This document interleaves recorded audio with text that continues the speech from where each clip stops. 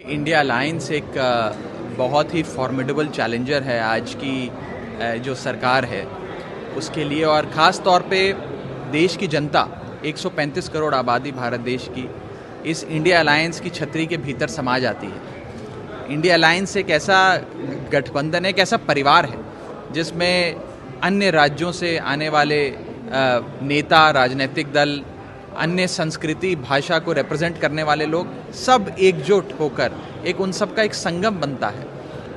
और देश की जनता को इंडिया अलायंस से बहुत उम्मीदें हैं। आज की जो सरकार है उसने भारत देश की जनता को महंगाई, बेरोजगारी, तमाम तरीके की बीमारियां लगा दी हैं, रोग लगा दिया इस देश में।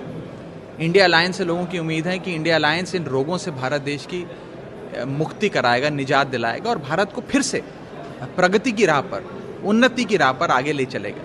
इसीलिए लोग बड़ी उम्मीद से इंडिया अलायंस और इंडिया अलायंस के नेताओं की ओर देख रहे हैं। हमारी पहली बैठक पटना में हुई जिसमें साथ आने का एक विचार बना, एक दृढ़ संकल्प सबने मिलकर लिया कि साथ आएंगे, एकजुट होकर लड़ेंगे। बेंगलुरु की जो बैठक हुई उसमें इस अलायंस के स्वरूप पे चर्चा हुई, इसका नामकरण हुआ और इंडिया अलायंस नाम का एक बहुत ही मजबूत गठबंधन बना। और आज थर्ड फेज की जो बैठक मुंबई में शुरू हो रही है, इसमें आगे का क्या एजेंडा होगा, क्या हमारे मुद्दे होंगे, हम लोगों तक वो मुद्दे कैसे लेकर जाएंगे, आने वाले समय का कैंपेन कैसे चलेगा, उन सारी चीज़ों पे विस्तार से चर्चा अवश्य होगी। और एक बात ज़रूर है कि जैसे हमने देखा कि इस देश में पहले भी एक बार 1977 के चुनाव में एक बहुत बड़ा मोर्चा बना, अलायंस बना, और उस अलायंस में देश की जनता साथ आई और उस समय की सरकार को इलेक्शन में हराया। ऐसा ही कुछ आज के दौर में हम देख रहे हैं कि तमाम पॉलिटिकल पार्टियां, लोग देश को बचाने के लिए, लोकतंत्र को बचाने के लिए, संविधान को बचाने के लिए साथ आ रहे हैं। और साथ आकर एक अहंकारी हिटलरशाही से चलने वाली सरकार को अवश्य हार मिलेगी और देश की जनता अवश्य जीतेगी। आप एनडीए की और बीजेपी की खास तौर पे बौखलाहट इसी चीज़ से देख सकते हैं कि वो लगातार हम पर, हमारे नाम को लेकर हमले कर रहे हैं। और इतने बड़े बड़े लोग, यहाँ तक कि प्राइम मिनिस्टर ऑफ इंडिया, जिन्होंने कॉन्स्टिट्यूशन ऑफ इंडिया के तहत अपना कार्यभार संभाला, इंडियन फ्लैग के नीचे खड़े होकर शपथ ली, प्रेसिडेंट ऑफ इंडिया ने उन्हें शपथ दिलाई, गवर्नमेंट ऑफ इंडिया के वो मुखिया हैं, सरकार में आने के बाद startup India, skill India, make in India, बढ़ेगा इंडिया, खेलो इंडिया, चलेगा इंडिया, न जाने कौन कौन सी स्कीम्स उन्होंने लॉन्च करी, नीतियाँ लॉन्च करी। आज उसी पार्टी को और उन्हीं लोगों को इंडिया शब्द से नफरत हो गई।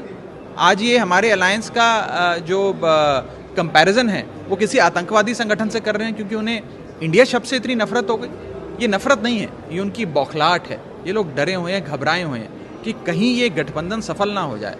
और आप देखिए रोज़ हर प्रकार से बीजेपी यही प्रयास करती है कि अलायंस फेल हो जाए।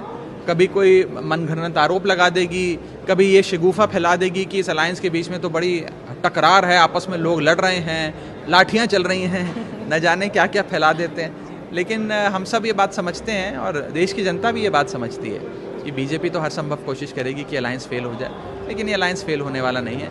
क्योंकि ये अलायंस सिर्फ 4, 10, 50 नेता जो उस कमरे में बैठे हैं उनका अलायंस नहीं है। ये अलायंस वास्तव में भारत की 135 करोड़ आबादी का अलायंस है।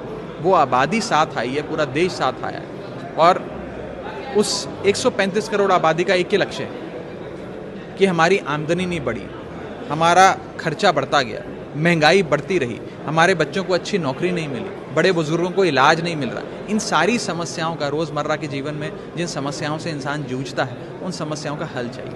Thank you so much.